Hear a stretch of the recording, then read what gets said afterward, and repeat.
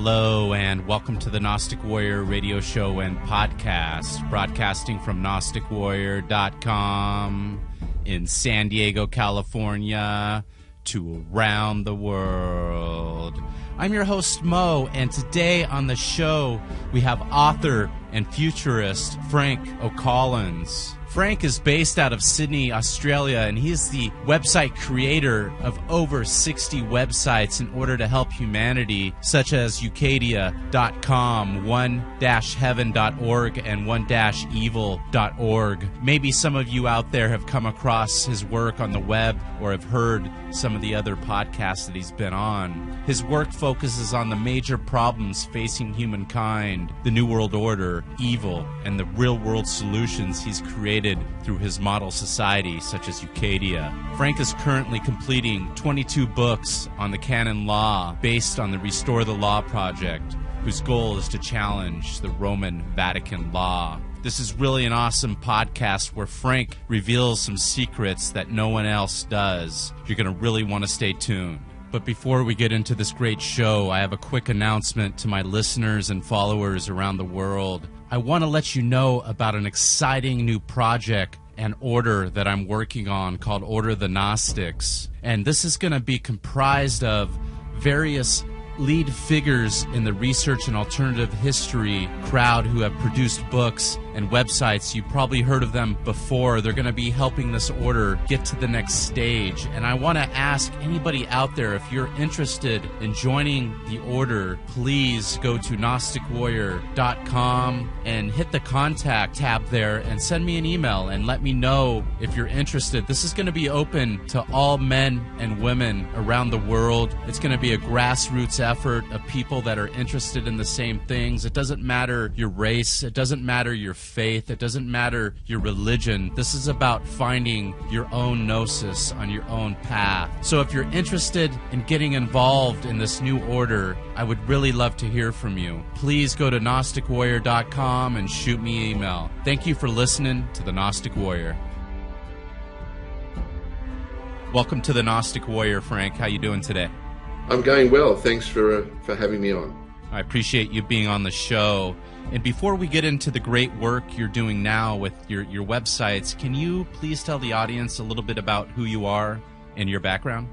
Yeah, sure. Look, my background is a bit of a mixed salad, I guess.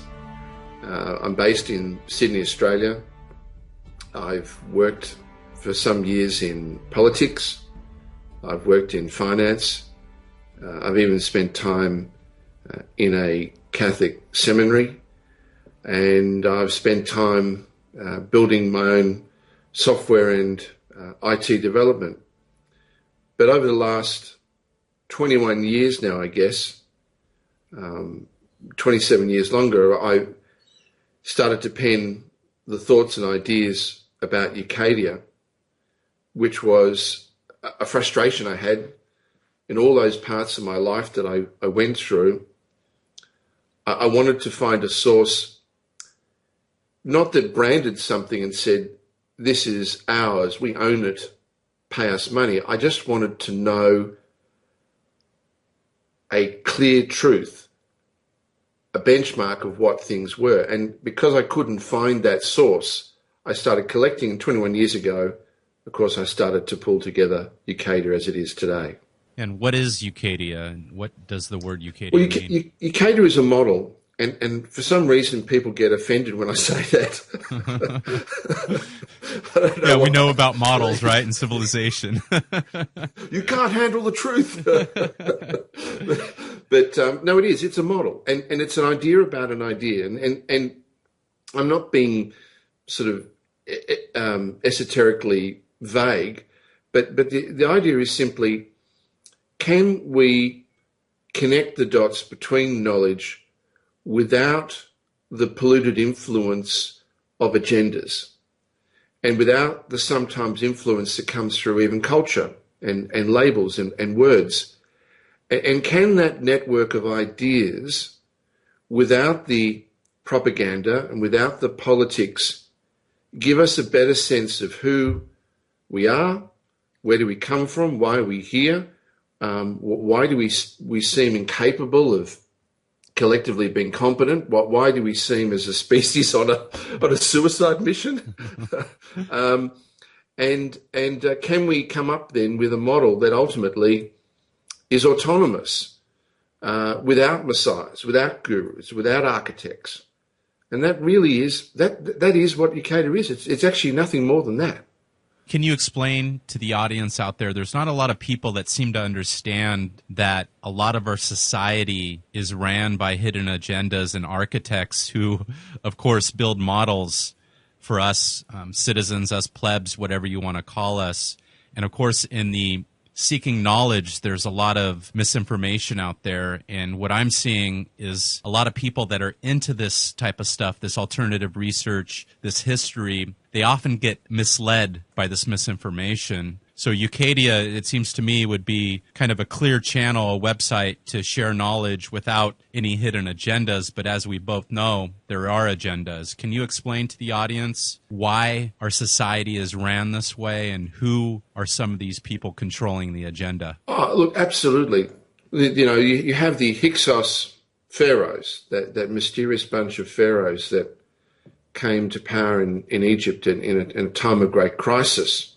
And Hyksos just means foreign ruler, correct? Yeah, it just means foreign ruler. Okay.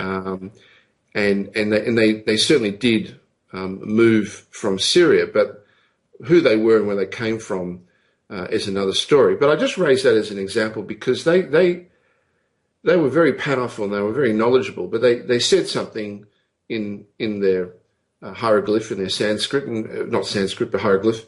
And what they said was, to name a thing for what it is to take its power. And I refer to them because they are an excellent example of how the harnessing of knowledge and the framing of knowledge is all important, is vitally important. I'll give you an example.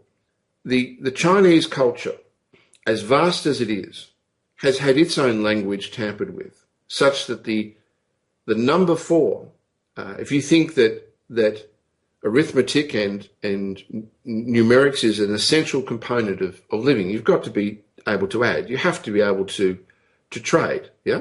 Correct. And what the Jesuits did, only in the last 300 years, is they changed the character in the Chinese alphabet for number 4. And they changed it to a character for death.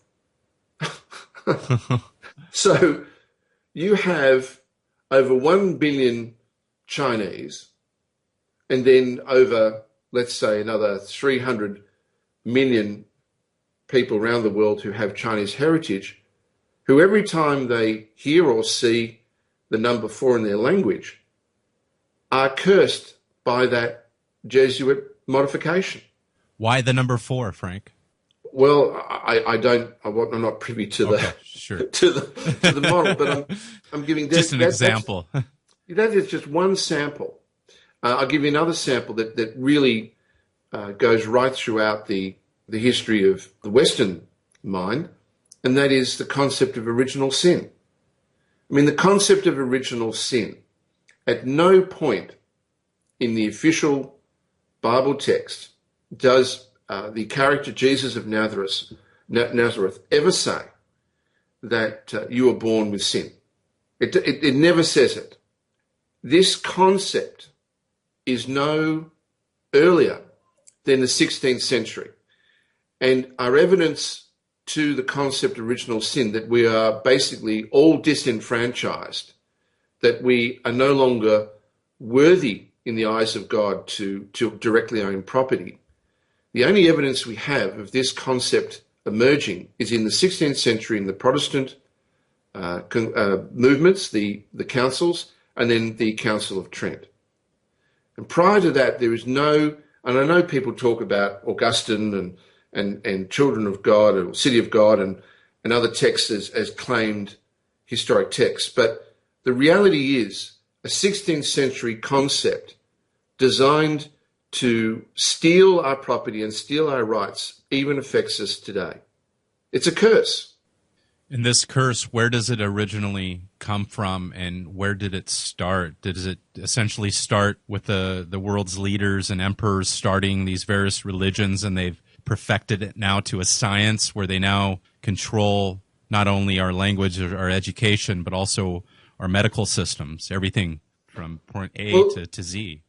The best way to describe it, because I want to impart more than just like a stock standard answer, the Illuminati, the elite, and because that there's plenty of stuff on that. But let me answer it straight in this way.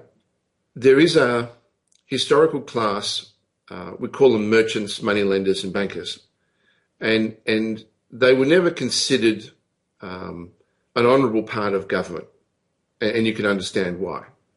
And they were forever being pillared and attacked, and sometimes, I'm sure, quite unjustly. But, when someone falls on hard times, one thing you can do is go and blame the bank. When at the end of the day, we signed the contract. I signed my mortgage, I'm losing my house, the interest rate's too high. Thanks. Well, yeah. So anyway, these guys over time have been seen as tricky and so on. And there were centres of commerce where these people were in large numbers. They were in Bruges, they were in Amsterdam, they were in London, they were in Venice, Genoa, Florence, and of course Pisa, or Piso before it fell apart. So they were present, and we find them in culture, Merchant of Venice and so forth. But society reached a point where these people found themselves at a center point where a whole lot of massive cultural change was occurring. And probably the most disruptive technology in the 15th century was the printing press. All of a sudden, the control of knowledge by the scriptoriums and priests and monasteries and other control mechanisms, suddenly all that world could be blown apart by a handful of machines and some ambitious merchants. And so there became an absolute thirst for knowledge, plus a realization by these people that they could actually change the course of history. They could create a brand new dream, a brand new world, a new world order, if you like. And that's exactly what they did. In the 1500s, this would have been a completely different group than the Catholic Church. Are you talking about the Reformation and the Protestant Revolution? Well, all of that. The printing press is intimately linked to the birth of the Protestant movement. I mean, Martin Luther was funded first and foremost to Wittenbach with Venetian money and Pisan money, with a whole lot of printing presses. I mean, that's first claim to fame of Luther was a pamphleteer. I mean, he was a publisher. So, yes, it was separate to the Catholic Church, but it was forces that had influenced the Catholic Church and since this time have still controlled the Catholic Church. And, we call them the Italian noble families or the black nobility or the Illuminati, and, on it goes. But, yeah, they've played a crucial part. But the printing press opened the door. Now, it turned out that one of the most extraordinary bits of history was the Library of Alexandria was never fully destroyed.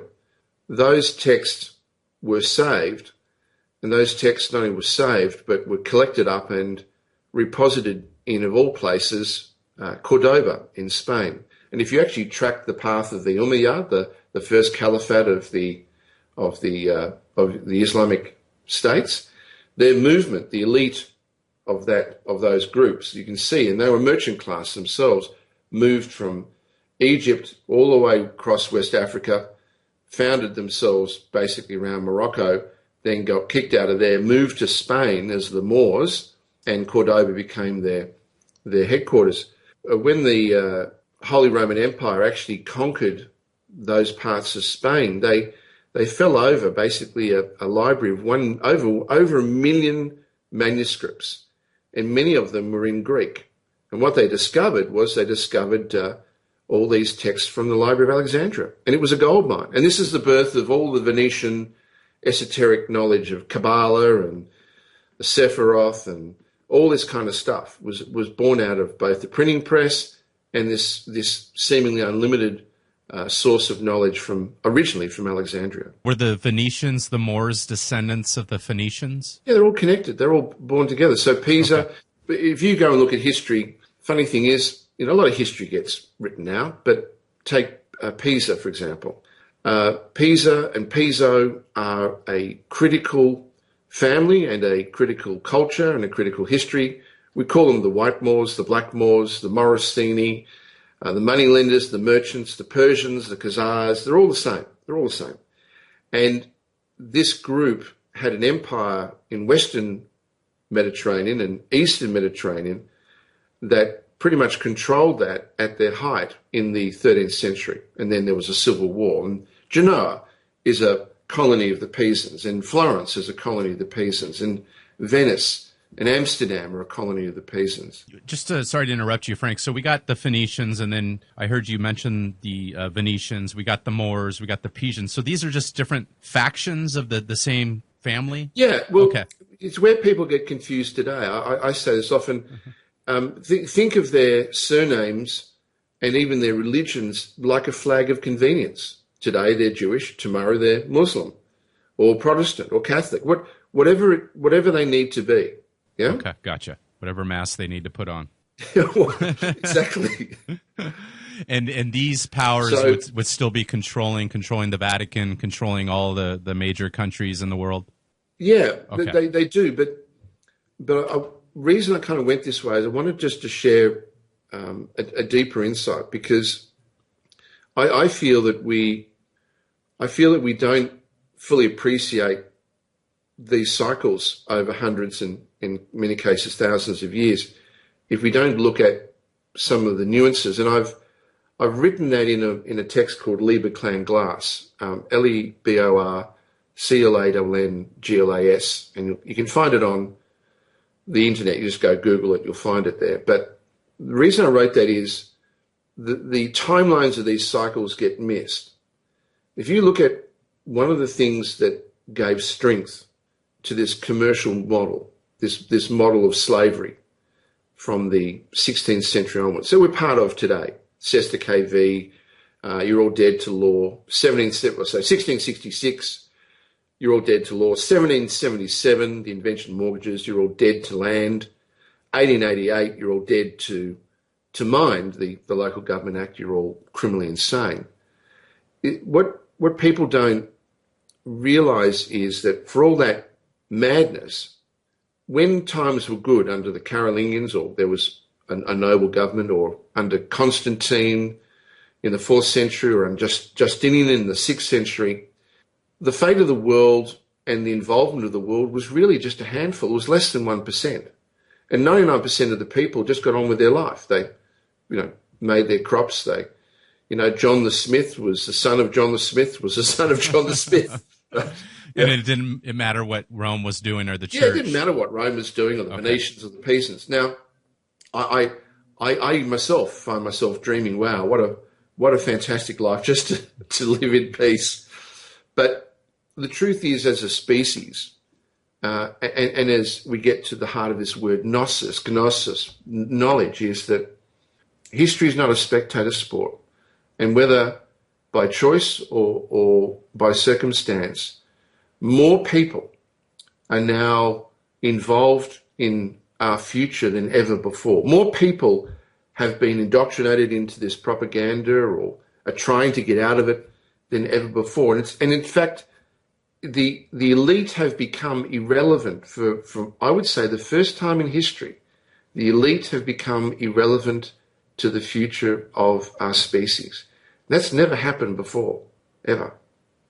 What do you believe they have planned? So my understanding from the beginning, we're here in, I call this the Sixth Age based on my research, 2014 years. Has this been a plan from year one, Augustus Caesar, Pax Romana, to basically control the world? And they're not going to stop until that happens, and then a depopulation? Or are you saying that the tides are changing? Well, I mean, they've always controlled the world. If you think about them being the purveyors of these ideas and models and finance.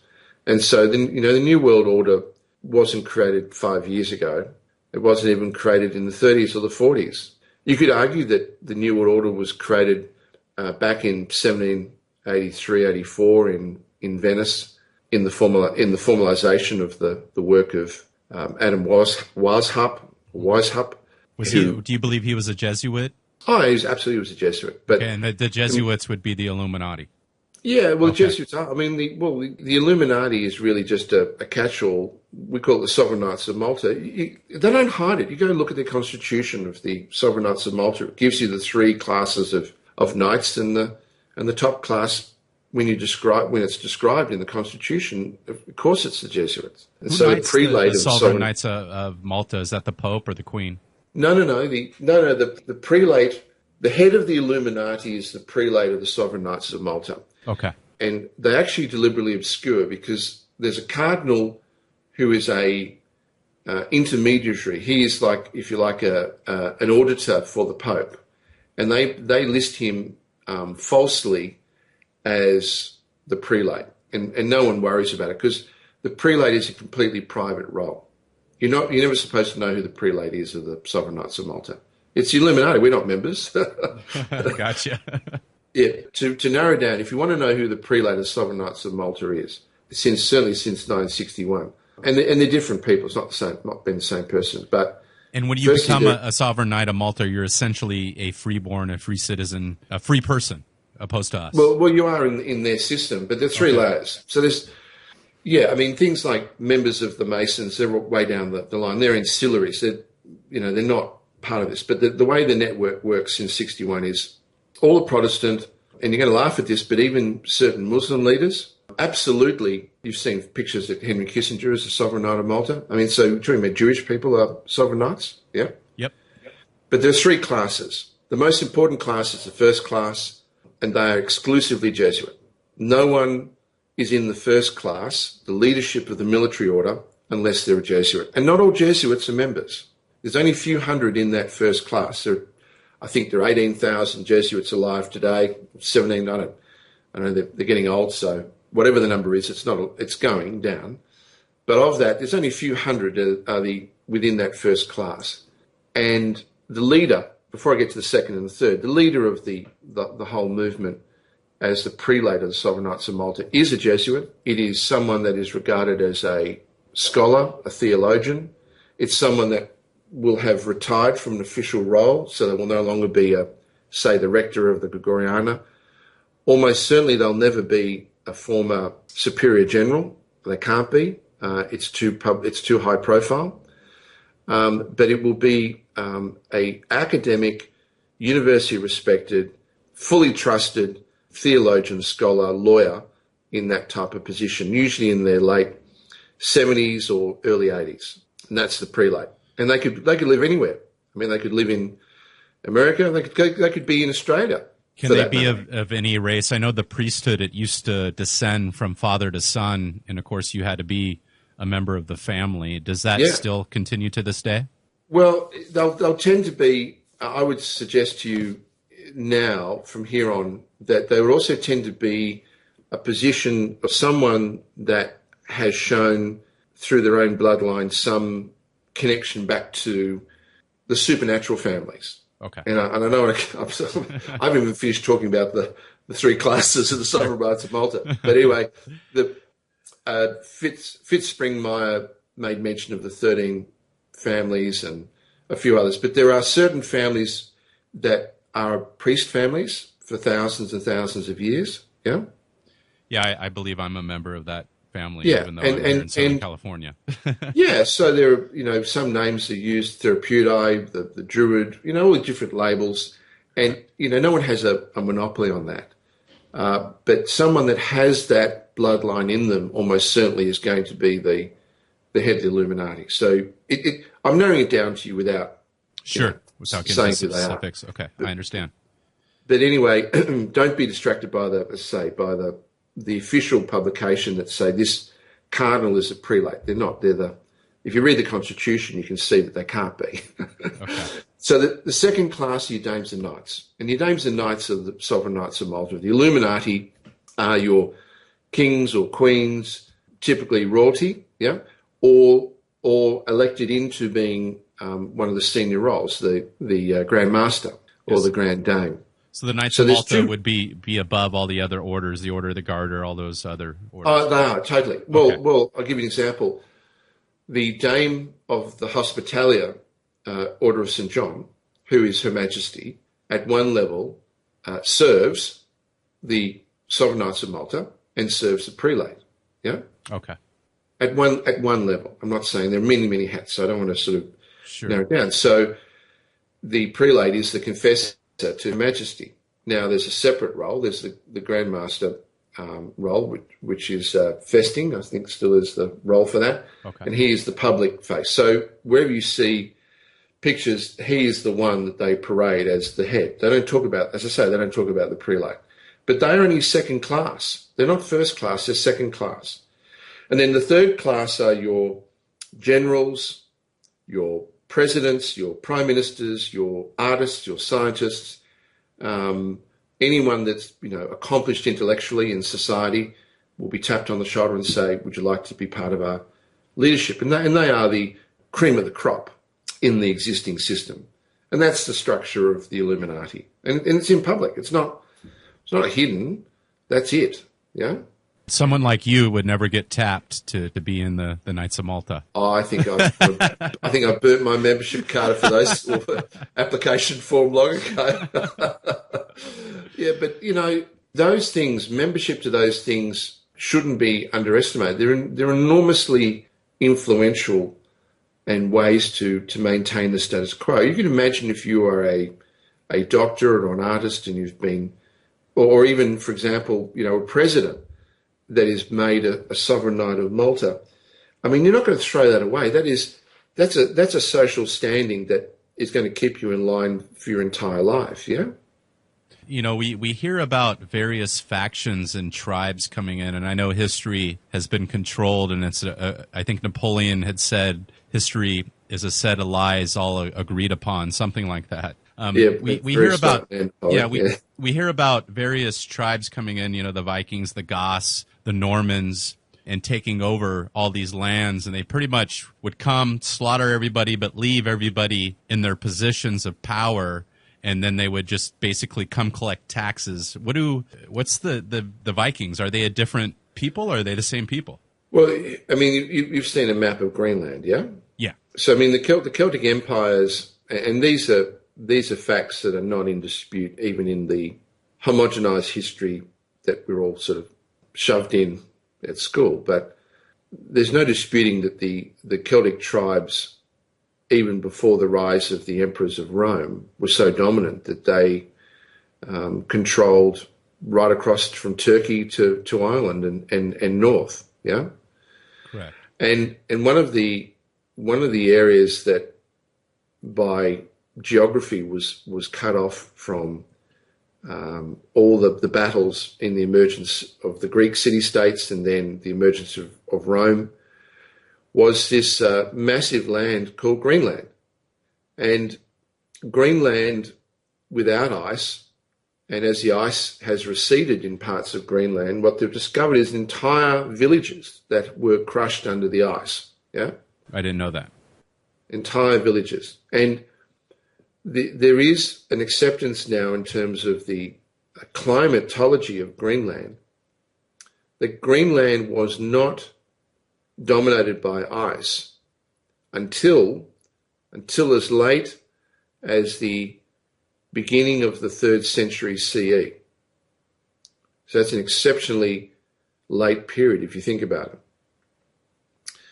So if you've got a population of Celts that are largely isolated from the rest of Europe, and you have a population that have largely crossbred amongst themselves, a population of in excess of 3, 4, 5 million that are able to sustain themselves both as agriculture and fishing, with heights in average 8, 9 feet, 10 feet, 11 feet, giants. These were the Celts? These are what we would call the Vikings. Okay. If you think what Norman means, north, men, Correct. Norman, men from the north, Greenland's north. They were forced to leave their homeland, Asgardi, and which is the name they gave to Greenland, Asgardi. They had to leave Asgardi to survive. Otherwise, they'd all die. Where are they going to go? Well, some went and settled on the east coast of America. Yeah? Yep. The Vikings have been here, correct? Yeah. But they weren't called Vikings. I mean, some went at these early phases, some went and became what we call the tribe of the Rus and Scandinavia. Yeah. That's the royal house of Russia, correct? Yeah. Yeah, so they weren't Khazars. I mean, this argument that the Khazars sort of crept up the Volga River and, they found it. Have you seen the Russians? Yeah, and a lot of people aren't aware that the Rus, they had conquered the Greeks back in, I think it was I mean, these guys are like 10 foot 11, still 10 foot Russians. Right? So, and Scandinavians. So look, and just to show how wrong these propagandas of the Khazar and Magyar, that these giants were violent thugs. They rebuilt Dublin. I mean, there's all the stories that the Vikings burnt down the wooden Dublin, which is a lie, but actually rebuilt Dublin as a stone city. And if you look at the establishment of culture in the Scandinavian countries, I mean, they built cities. They weren't scavengers. They weren't just robbers and pirates. They weren't robbers. No, they were climate refugees. They were climate refugees. So these would be a faction of basically the same people who were in the South at the time, but they remained up north, unmixed, sheltered up there, while all the other Celts and the various tribes were intermixing, trading, doing various things, and then all of a sudden, in the 9th century, here they come. Yeah, if you've seen this, I'll just use the example of dog breeding, for example. I mean, we have Cocker Spaniels. We don't breed dogs, but, they're little muses. They're in their trolleys at the moment. Love them. Beautiful. But, a Cocker Spaniel is not a wolf, yeah? Correct. So you can take a wolf and within a space of a few generations, convert that wolf into something smaller, fluffier, whatever you have, give it a few more generations and it's something else. So from crossbreeding. Yeah, crossbreeding. I'm not saying and I'll be a bit careful here because I'm not talking about some sort of Aryan philosophy. I think crossbreeding is fantastic. I think, in fact, I would suggest that crossbreeding between the hominids is the reason we're still here. And if we didn't crossbreed, I don't think we would still be a species. So I think it's great, but the cost of that is, you end up having changes, and one of those is height and dimension. Yeah, I agree.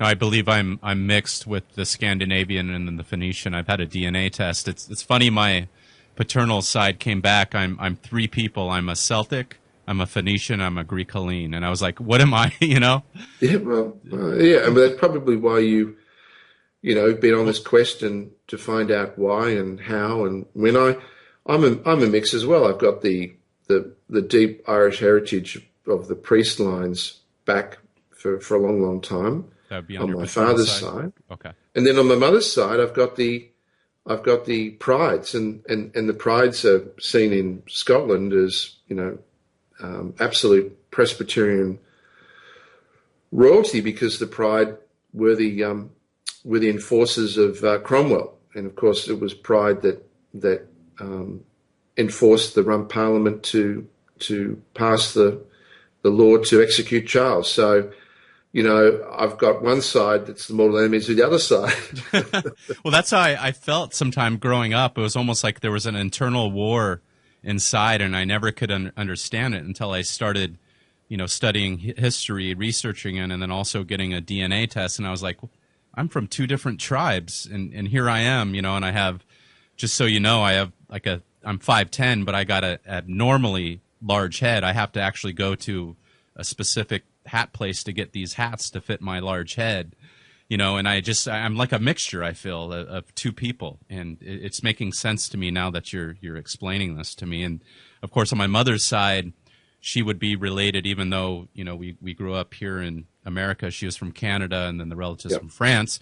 Or, half of the European population is of the H haplogroup, which would be the queens. All the queens are of this. So they would be the queen bee. Sure. Okay. And I think, this is exciting that this has happened. But when we were talking earlier about the Illuminati, the Sovereign Knights of Malta, I wanted to explain that if you go and read Liber Kleinglass and you look at this history, and it does describe these migrations too, by the way.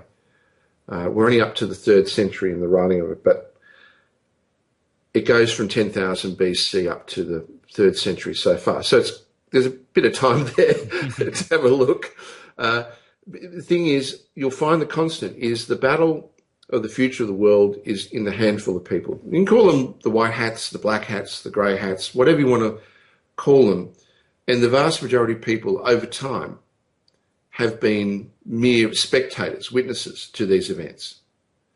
And what makes this period so exciting for me, and that's why I'm an optimist, is what's happened in the last few hundred years under this model of oppression and slavery and propaganda is that we have all become involved in being our own jailers. We're now active participants. So yes, we're jailers. We imprison ourselves. I say to people, one of the hardest things for people to overcome is the fact that they measure their worth by the metrics of these banking elite. And so unless you have the fiat notes coming in each day to tell you that your time is valuable, if you don't, a lot of people say, well, I'm worthless, which of course is a lie. But we are participants now. We're not passive. We are immersed in their world. We are the ones keeping this world alive. And I think through technologies and awakening, we're on the cusp of an incredible change. So this could be a revolution, of course, for the people, or it could be a ruler's wet dream, being able to control the devices and everything that we're on. I know they call it the web, and they don't call it that for no reason. Well, here's the thing. If you turned off the internet tomorrow, yes, there would be a huge hoo-ha, but the thought would continue. And so people would still find ways to act in networks equivalent to the internet. And eventually they would find a way to rebuild something equivalent or probably and certainly better. Yeah? Yeah. No, it's the idea. It's the idea that I can talk to you from thousands of miles away in real time it's the thought that's revolutionized before we get to the actual technology. It's the same as, people in China or India being exposed to the Western palette of consumer goods. Once you're immersed in that, you don't go backwards. You're in that for every generation moving forward. And so I'm excited at the fact that people are waking up, even if they're not fully conscious of it, they're waking up to these ideas of networking and working together and bypassing these staid and moribund and decrepit and, falling apart models of society that haven't changed with the times. And that's why I say the elite, in so many ways, have cut themselves off. They're living in their own bubble. You look at NATO, there are some classic scenes of the meeting in Wales with these leaders, and you can look at them that absolutely none of them are in touch with what people are thinking. They're getting feedback from their own people that's filtered up to make them feel good. The media outlets, Fox News and others, are telling them how wonderful they are or how terrible they are, and it's in a complete closed world. Yeah. You had mentioned, Frank, about these different factions, the white hats, the black hats. Is this like some type of game where they're all kind of vying for position to rule the world, or is this just a script? No, it's real. It's real. I mean, there are it's like demographics. You can split it as, masculine, feminine, by the color of skin, religion. There's many different ways to split the apple. But there are essentially two sort of really broad brush factions in the world. One is the network that's connected through these traditional lines, the Illuminati. And the other one is, I call the elite network, corporate network, which is connected together through the corporation structure. Yeah? Yeah, like Bilderberg or... Yeah, Bilderbergers, CFR, Wall Street, acronym after acronym. Sure. So that really is a battle that's unfolding at the moment. And in the development of Westminster law and in the development of the modern commercial world, in the development of then services and universities and all the things that are designed to keep it all running, what they did is they isolated each group and allowed each group to come up with its own sort of central ethos. So the Masons have a view, and the Masonic, and one thing you tell the Mason is, the Masonic philosophy has gone through major rewrites. I mean, the whole Egyptian side didn't come in until the 18th century, yeah? I didn't know that. And it was just completely shoved on them. And then there was another big change in the 20s and 30s.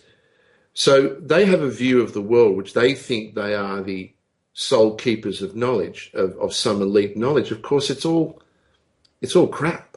But their view is filtered through that. So the Rosicrucians have a view of the world. The members of the Sovereign Knights of Malta, the Jesuits have their own model. As smart as the Jesuits are, the Jesuits have a model filtered on what they think is access to secret knowledge. And, the rabbi, let's talk about the rabbi and the Jewish elite have a particular view of the world which is filtered through. So none of them have anything that comes even close to a credible base. But all of them think that their view is the secret knowledge, the secret elite. And that's how the game keeps rolling. And that's why they're always in kind of perpetual conflict, alliance, and finding ground. And it was designed to be that way.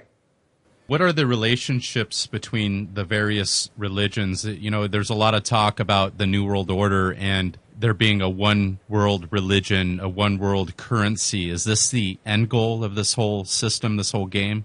Well, there is the World Council of Churches since the 40s. I mean, that's pretty close to one world religion, yeah? I agree. So all the churches have to report under that. Yeah. Okay. I mean, but it's a sort of pseudo-Christian view. And I mentioned to you since the 60s, the Sovereign Knights of Malta accept members that are Muslim and Jewish. I guess that kind of covers the pretty broad spectrum. And so does, of course, Freemasonry. And if we look at the word Catholic, it means universal. And Sure. My understanding when they brought the New Testament in, I'm not sure exactly when that was, if it was under Charlemagne in 800 AD. I know that a priest had handed him a new Bible when he was crowned Roman emperor. What is the difference between the Old Testament, the New Testament, Jews and Gentiles? You asked me a question I'm probably going to get a bit controversial on, because I'm going to suggest to you that the Old Testament as we view it, and even what was regarded as the Septuagint, the Pentateuch, the first 5 books, were not really finalized until the writings that were going on in the mid-16th century and early 16th century in places like Switzerland, and that all the plain excerpts, like the Dead Sea Scrolls, the best way to describe the Dead Sea Scrolls in the Nag Hammadi investigation is complete scrolls were pulled out of sealed containers. Then somehow magically, whilst these were being preserved, they turned into tens and tens and tens of thousands of confetti pieces, requiring then 60 years to reassemble them. Now, how does that work? Yeah? And some of them vanishing. And why has there been an endless conga line of academics that resign and refuse to abide by the translations of the researchers of the Dead Sea Scrolls? Why do we have no hard evidence of Hebrew texts, real Hebrew texts, prior to this period? So, look, because it was it was originally all in Greek. Well, it was in Greek. That's right. There was no Hebrew. Hebrew is essentially Phoenician, anyways. Well, it's just a made up. Hebrew is an occult language, but okay. It in its design, it is definitely Persian, and it does not appear any time before the 3rd century CE. But the Bible does have historical elements in it, without question, and it does refer to historical texts, again, without question. But as to the words in the Bible, we're dealing with something that is almost entirely formulated from the 16th century.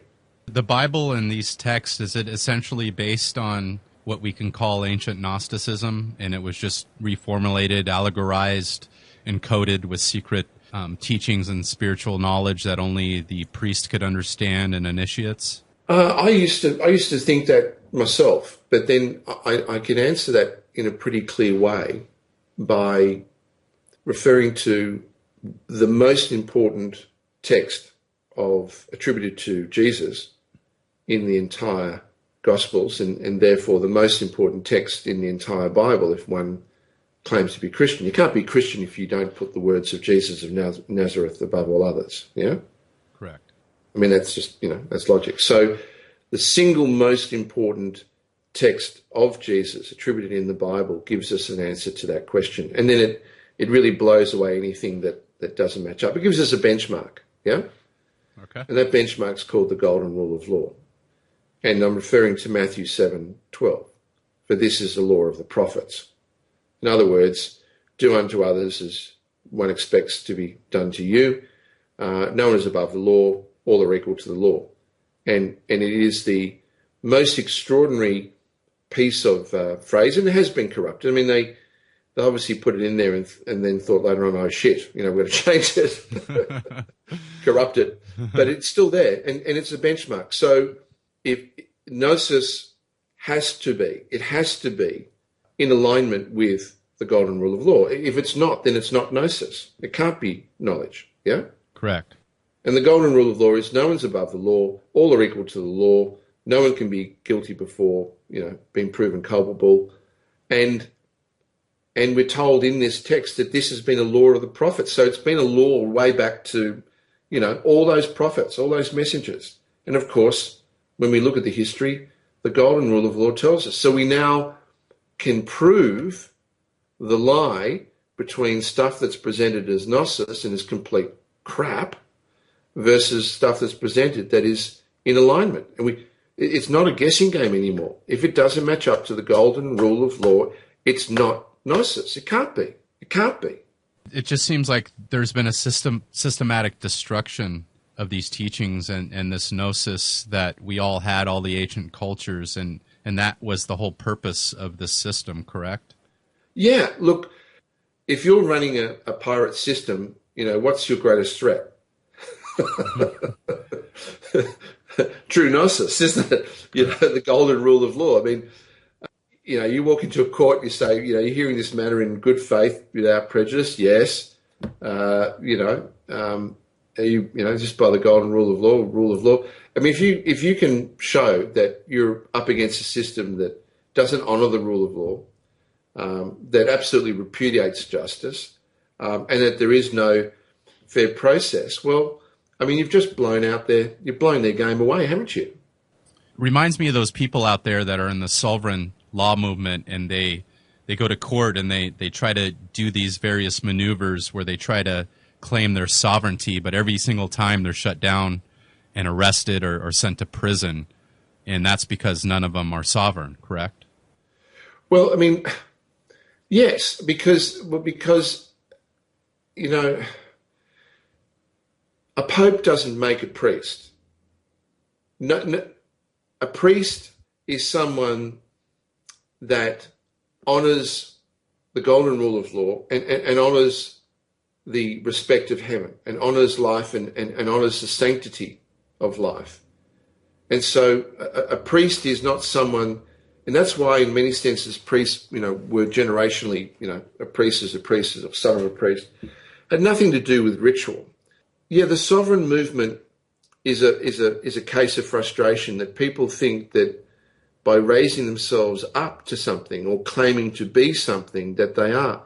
I'll give you a classic example of where we trip over our own image training. The concept of the word claim means that you are asking for something that is not in your possession. That's the nature of claim. Your name, given to you by your parents, has always been in your possession, just as all your energy has been in your possession. You don't need to claim your name, nor do you need to claim your energy because you already have them. So if you put in a claim for your name, then what are you ultimately admitting? That you never had it. That you never had it. So, yes. the thing about sovereign, there's something more important than sovereign. And I've spoken about sovereign for years and years and years. But the point I made was a sovereign is someone that honours and respects the rule of law, the true rule of law, the golden rule of law, and that we are equal. That's what sovereign means. We're equal. I'm not a slave. I'm not an insolvent debtor. But of course, people filter that out and say, no, I'm a king, I'm a queen, I'm a lord, and you will listen to me. And so they approach this like a pirate. That's because the system was set up to be that way. Let's go back to, sorry, Frank, about the Jews and the Gentiles. What is the difference between the two? Is it a race, a religion? There's a lot of confusion surrounding these terms. The Jewish culture, let me use that, it to me is one of multiple paradoxes. So let me clear up one thing that I can say right from the get-go. Those that proclaim to be Jewish and those that belong to the Jewish history have a rich and incredible history, but most of it they repudiate for fictional, absurd stories that have no relevance. So I'll give an example.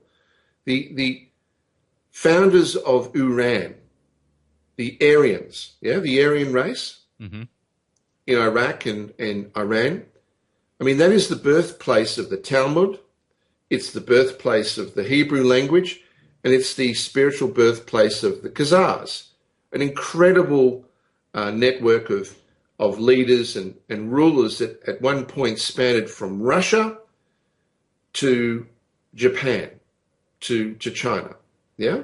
Genghis Khan, the Khans. Okay. So that is an incredible history that these people have completely repudiated from their own story. And instead what they've done is they've taken some of the Celtic history and some of the history of the West and then said, well, that's us. We're it. Now, what do you do when people do that? They disown their rich, deep history over thousands of years and then choose to follow a false history that doesn't match up. What do you do with a culture that does that? Was that done on purpose to mislead them? Yes. Okay. The first people that misled are them, but it creates this. I mean, give you an example. The waves of people that, well, the word Jew with a J only came back into the language of Europe in the 16th century. It only came back in the 16th century. The Venetians, who were considered almost entirely Jewish after the 16th century, were called the Lagunari. They weren't called Jewish, they're called the Lagunari, the ones of the lagoon. Yeah? I didn't know that. So they weren't even called Jewish. The whole word and the whole concept was created in the 16th century. So when we get to the Sabbatean movement, which is Ottoman, the Sabbateans are Ottoman. right? Ibrahim, followers of Ibrahim, who called himself Sabbatai Zvi. Yeah, right? It's Muslim. And then the Hasidic movement in the Ukraine that were funded by the Polish nobility. We call them the Ashkenazi, or the Knights of the Flame. That's what they call themselves, which took over. I mean, they were born in the Ukraine. They were born in that. They were never born somewhere in the Middle East. And so you can never be called anti-Semitic, because Semitic means you're born in the Middle East. I mean, I think the perpetuation of this has continued because if you try and argue with someone who is severely mentally insane, what ends up happening? Oh, it just makes you insane. Exactly. And I think this is why this has continued. You have a culture of people who have the genuine right to claim incredible leadership. They influence the history of the world. They have been fundamental to the forming and the path. They have been some of the greatest academics and the greatest leaders. But the history that they present to the world from the 16th century onwards is complete and total rubbish. And I can't reconcile that. I don't know how anyone can reconcile that. In the course of my research as well, I found the original, if you want to call it Jerusalem, was on Crete. Do you have any research or anything you want to say about Crete and the royal families that came from there? Have you found anything about that? Well, Crete is a the Venetians called it, of course, Cannadia. They got rid of one of the A's because we know a place that is called Canada today. A bit of an embarrassment there. Mm-hmm. They even called Auschwitz Cannadia. It was called Arcadia at one time as well. Yeah, yeah. So Crete has an enormous history because of its strategic geography in the Mediterranean. Apart from anything else, the same as Cyprus. These are the same as Sicily. They have played over long periods of time key strategic positions. And of course, the history of Crete and the influence of Crete is marginalised because of the connections of families, and particularly families that played great influence in the last 450 years. And where they come from, it doesn't suit them for that history to be known. But Jerusalem, I mean, if you look at Jerusalem, yes, Jerusalem had parts of circumstance to it, you know, Akhenaten going to what was effectively a fort during his exile from his own great empire during the plague, and then failing, you know, his army doing a coup and failing to reconquer. I mean, right through to it becoming the center of worship of Satan in the temples there that were created for the Assyrians there, that created a great temple, and then becoming the birthplace of Mithra and the great temple created to Mithra, first under the Persians and then extended under Herod, where he created the great temple mint of Mithra, worshipping a pagan god with certain characteristics that mimic parts of Christianity or modern Christianity today. Never, ever, ever a site for a Jewish religion, because Judaism didn't exist. It just didn't exist. Mithra had, in a world of 120 million people at the time, of the time of Jesus of Nazareth, there were probably, I guess, 35, 40 million worshippers of Mithra, the largest religion on the planet. You'd mentioned something in another interview which I thought was fascinating, and I haven't had a chance to research it myself, but where you had talked about Roman emperors being called Lucifer. Can you touch on that a little bit? Yeah, this is the time of Vespasian. Okay. Under Vespasian, who was basically the manager of, there were two, the mints of Rome were were fundamental to trade. As of course, they're key parts of the economy. And they get real vague on where the mints were, but there were two mints, and the reason there were two is that it's the Roman superstition that the only real value of money comes from the spiritual world. Yeah, it's the merging of the authority of the spiritual world and the usage of it that gives money its magical quality. Yeah. Okay. And if you think about it, that's kind of why there've been lots of people that say, let's build a barter type currency, or let's do that. And it never has the same mysterious allure as a American dollar bill, probably because it doesn't have a pyramid on it, but seeing it high. But can't put that on digital currency, Yeah. So it's the merging of those two ends of the spectrum that give a currency a legitimacy. And so this was known very much at the time of the Romans as it is today. It's the unwritten history of money. So one mint was at the great temple of Mithra in Jerusalem, and the other mint was at a place called Lucifer, that was later called Leon.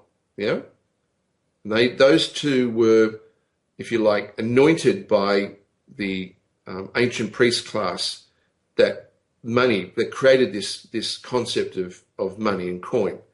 We call them Druids, but the Kulian priests. Yeah. Okay. The Celtic priests. Yeah, the Chaldean.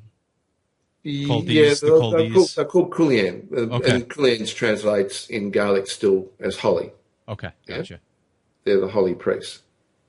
Anyway, the head of the mint over there in Leon, in Lucifer, was Vespasian. And Vespasian, when he became emperor, officially made himself the personification of Lucifer as the light bringer and as a positive. And they created a new religion under Vespasian, and this is the origin of what we think is Judaism. It was an official cult, but it wasn't Judaism, it was Iudaism. There were two classes. There was Jews with a G and U's with an I. So there were Jews and there were U's, yeah? So the Jews would be of the specific race and... Yeah, the Jews were what we'd call a patrician class. Okay. The patricians were marginalized, and members of the Jews were a new class. Basically, merchants could bypass these old families and come in. And then the U's were everyone else that pledged service to them. They were like the night class. Okay. But they had a symbol, in hoc sec, but by this sign we are inconquerable. And that is the origin of, they took the Macedonian sun from Greece, they retasked it, so they corrupted it, and then they used three letters of the Roman alphabet, IHS. Have you ever seen IHS?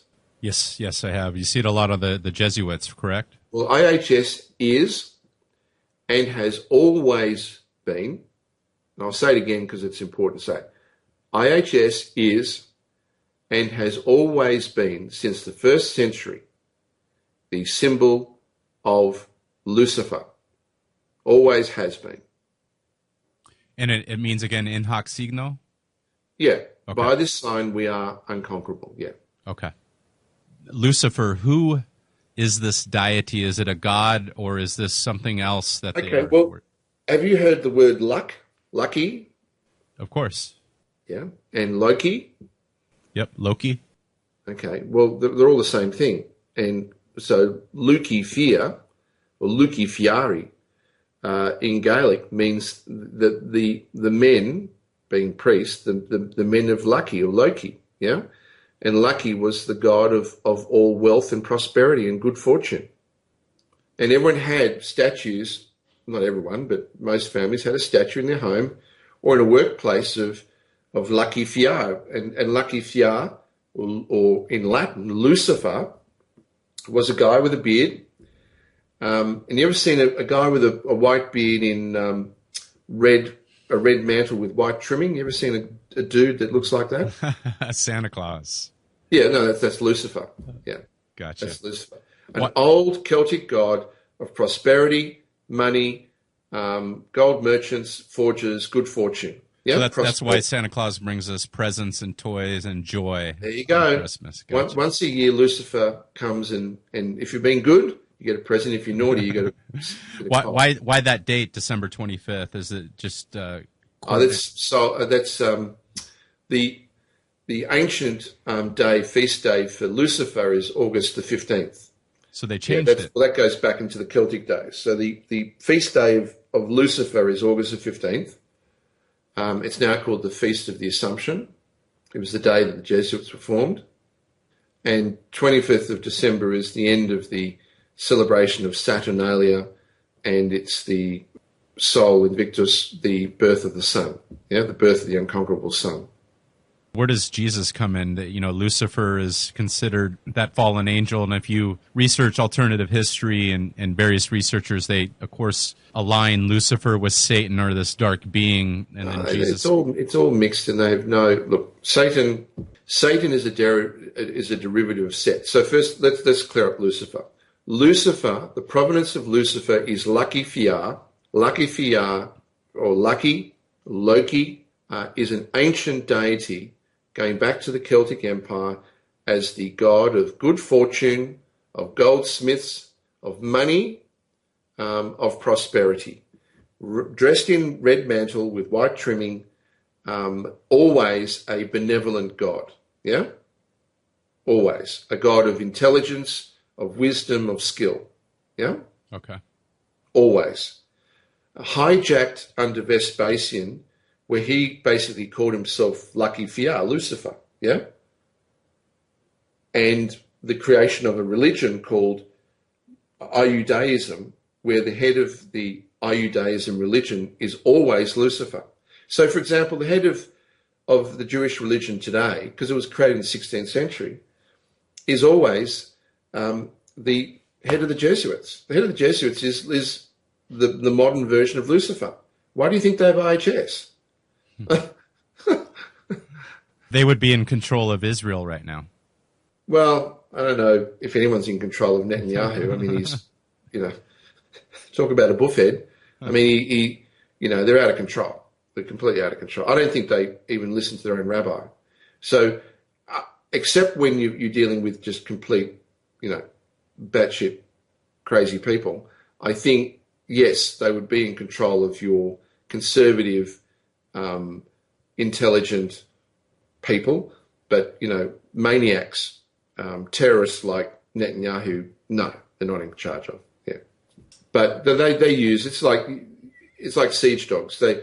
People like that are used for a certain period, and then when they're finished, something will happen to Netanyahu. Yeah. Yeah, that always seems to happen to world leaders. Yeah, well, it's the same as all those people who follow the orders because it's seen as the vital to the national interest of Israel or America. When they're finished, they have an accident or they die early or whatever, and they'll still do their job. They'll still, be a zombie and a robot. So, yeah, the head of the Jesuits is always Lucifer. Lucifer has always been a positive symbol, always a positive symbol. Satan, which is the deity who was then had the name changed to Baoth, or the Lord of Hosts under the Aryans over there in Persia.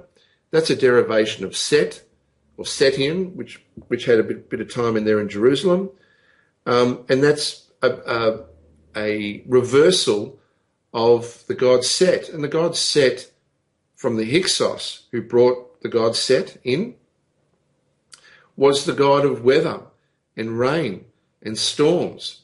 Again, prosperity, life. Set was the god of life, not death. So, if you've got people who have taken far too many drugs and raped far too many children and eaten far too many 5-course meals and see themselves as, geniuses, and they're completely deluded, then they're going to corrupt this history, and they're going to, add to it and subtract to it and have no idea what they're talking about. It's why, do you know that there is absolutely no supernatural connection with the Illuminati or the elite at the moment? The phone is dead. The founder? The phone. The phone line has gone dead. Oh, the These phone people line. are Gotcha. disconnected from all supernatural. What is the reason for that? Their actions, their blood? What is it? They were given a series of public notice warnings leading up to this period that there was a change and that this idea of light and dark was to be reunited, yeah, as a whole. And that the corruption of these entities and this history needed to be realigned. Meaning the truth to be known. Yeah, and they ignored it, completely ignored it. When did these warnings come from, and where did they come from? They've been. If you take a period well before I was born, before you were born, you look through. It's called the list of prophecies. Okay, yeah? Gotcha. And then in the last few years, I'm being careful because I think it comes across as arrogant. Ucadia has one small part of it, yeah, but there's a history, even though their own prophecy, like I was trying to think of the book, the Zohar. There you go. The Zohar has got warnings to them that this was going to come. And yeah? let me touch on what you just said. Ucadia has something to do with that. That's because, to reference what you said earlier, when you name it, you take power from it. Yes, you do. Okay. But also the intention of Ucadia. Look, I've always said to people, and I stand by this, this is not about the edification of Franco Collins. I've had a few false starts in stepping back from helping develop communities and people using this knowledge in a community forum. But that's about to change very, very soon in encouraging people to look at tools that Ucadia have to develop community.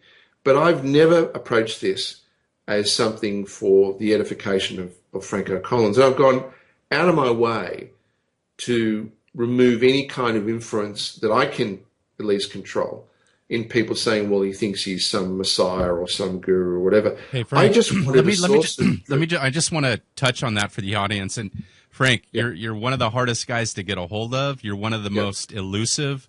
I would say that is the complete opposite. Based on my research over the last 3 years, that's the opposite of what you want is to be in the spotlight. So I just wanted to touch on that based on my research and experience in researching you and trying to reach out to you. So go ahead. Well, no, thank you. But we are in a world that is actually geared to people being messiahs. Of course. We're all supposed to compete to be a messiah of sport or a messiah of a personality or to be famous or something. It's all messiah, yeah? Yeah. And I understand that. I understand that, we all have a bit of ego and it drives that constantly. But it's an extraordinary time to watch that the elite have completely and totally cut themselves off of all supernatural feedback, all of it, light, dark. They could be killing as many children ritually as they have, and get absolutely nothing but pathetic, ghost energy pretending to be something that is easily exposed as rubbish. Yeah. What do they think about people such as ourselves? You, Frank, I believe, you coming from that priestly line, and to be honest with you, in studying your work, I knew it. And then listening to all your podcasts, you definitely are a different breed than the normal alternative researcher and historian. You definitely have some spiritual connection, I believe, to the past for you to understand this knowledge and internal gnosis that you were able to tap to not only lead you to this information, but to create it and to continue forward. And it wasn't about making money. It wasn't about, hey, let's put Frank on a Messiah pedestal. It was just to get this information, this gnosis that is true out there. And I feel people such as yourself, myself, and a handful of other people that are in this arena, because it's corrupted as well, are connected to the spiritual source and to this ancient gnosis. What do they think about people like us? Do they just watch us and we have special agents connected to us all the time? Or what's your thoughts there? Well, I've said over and over and over again, it's not about, roasting the elite in hell or causing, their life in misery or taking all their ill-gotten gains or any of that. I mean, I've tried to say, just if you are a Satanist, then listen to the prophecies that are supposed to be attributed to Satan and start being competent. If you're a Luciferian, then listen to the history of Lucifer and actually go and follow what that is. If you're a Christian, then follow that. If you're Muslim, follow it. If you're Jewish, follow that. Whatever it is, just go to source and recognize that we're at a point that incompetence is no longer accepted, that we're at a point of a species that we're about to transcend to something greater than simply being, lords and slaves. And I haven't sought their endorsement. I haven't, when I say what I say, it's to try and punch through this kind of, this blinding stupidity that I keep seeing come from them. I'm not there to out them and attack. I really don't want to attack them. I'm trying to say, look, please, just follow what is in front of you. No one's after your job. Just do a decent bloody job. I think that's what most Americans want. Most Americans wouldn't want to be a president. Who want to be a president with all the rubbish you deal with? They just want a basically competent president. That's all. Yeah. I agree. And I hope that message gets through. I don't know that message gets through. I'm not privy to the feedback from it. And the fact that the supernatural lines have gone dead, they're not being punished. It's that if you don't respect the origin of Lucifer, if you don't even know the origin of Lucifer and you're a senior Jesuit, what does that tell you about them? What do you think the energy called Lucifer thinks about that? Just a charade. It's a charade, exactly. And the time's expired. So, look, it's not. Yes, it's the end of one world and the beginning of another. So the world has ended. The argument that some of, there's a group called George Bush's cronies. They're a bunch of, and they really are absolutely insane people. So they are insane, and they're still going around telling people the world's going to end. Well, the world's ended. The world has ended. Their world has ended. Please follow the instruction for the new world. That's all. It's all okay. But I don't know. I don't think that message gets through. And I think that's the unique position we're in. People who were never born to wealth, people who were never members of these Illuminati groups, people who were never born to some priest family are the change. They are the catalyst. And the elite have completely made themselves irrelevant to this change. And I can see in my listening of history that this has never been before. And wow, what an incredible time. It is. And what advice do you have for those people out there, Frank, that are on the road to research an alternative history, and they're coming across a lot of course, misinformation out there, and they're being misled by these alleged messiahs and gurus, and you see them all over YouTube, and they're, of course, on the programs that I have had myself, that you've been on Red Ice Creations and other radio shows. What do you say to the people out there, the average Joe who just wants to do the best that they can to raise their families and to be good people?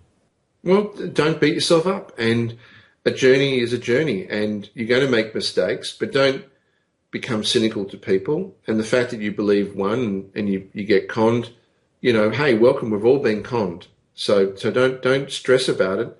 Learn and trust that you have in your own being, if you are authentic, if you are approaching this journey in an authentic way, then you will come to realize over time that you have within yourself the tools to discern true gnosis from false. And at the end of the day, it's your choice.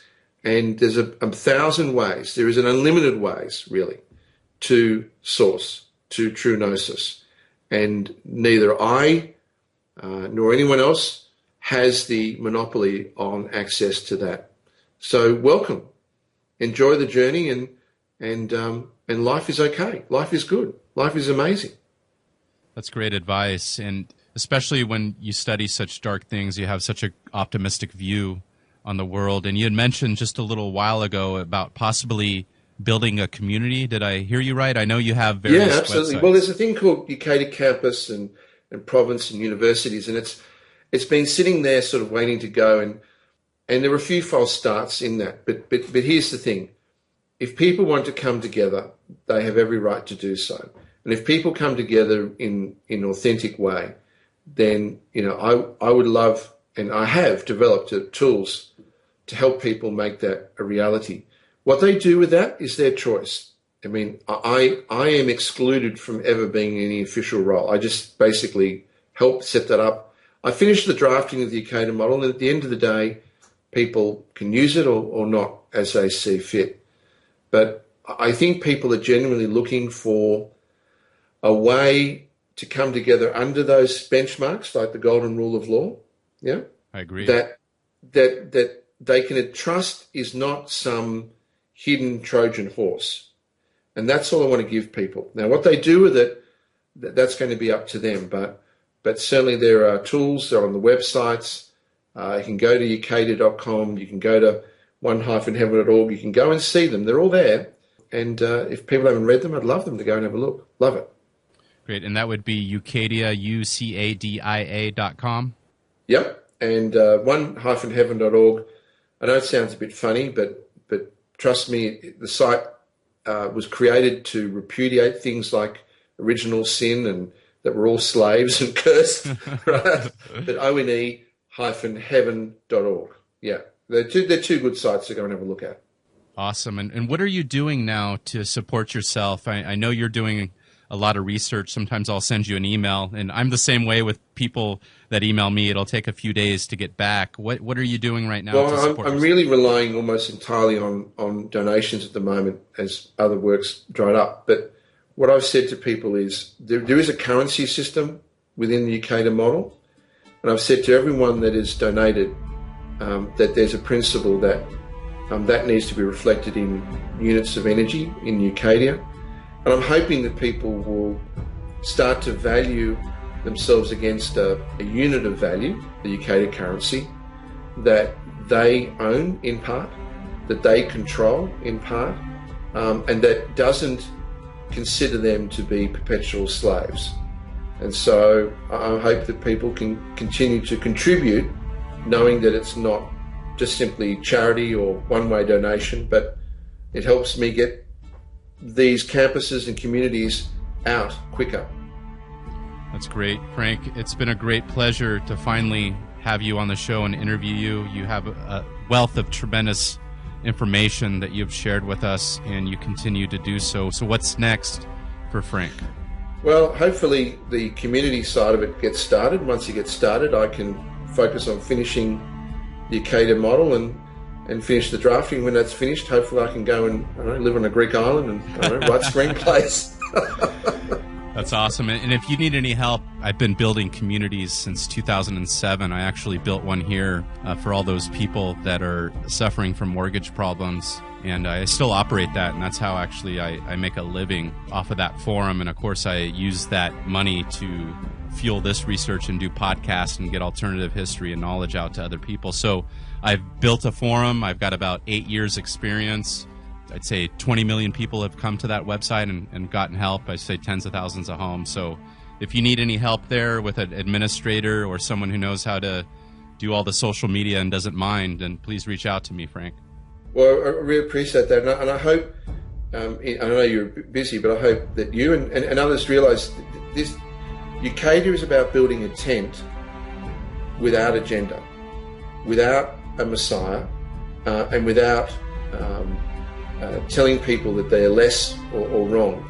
And by building that tent, I hope that when you can go and see a structure of law, a structure of codes, a structure of tools, that it's something that can bring us all together, that it can actually be utilised without people thinking that you've got to repudiate one and then adopt this, or pledge yourself to this and leave everything behind. So I would very much love to talk to you more on that privately and others once you've had a chance to have a look.